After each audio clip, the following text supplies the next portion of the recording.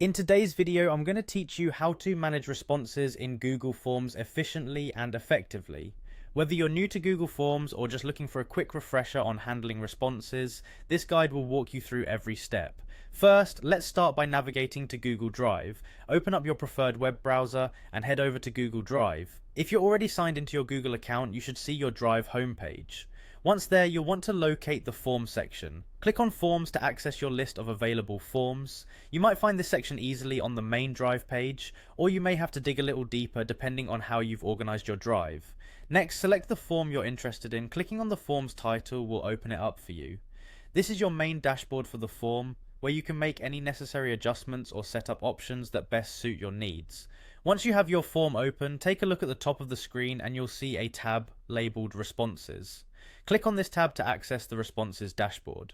This section is where all your collected data will be, offering a comprehensive view of what respondents have provided. The Responses section is divided into three main views: Summary, Question, and Individual. When you click View Summary, you get an overview of all responses, often displayed in graphs and charts, providing a quick snapshot of trends or popular answers.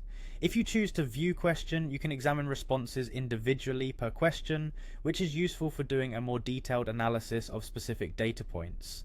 And lastly, in view individual, you're able to go through each respondent's entire submission. This view is beneficial if you're looking for specific insights from individual respondents. In the responses dashboard, you also have the ability to see all respondents in one place. This feature not only allows you to understand who has answered, but also how frequently they have engaged with the form.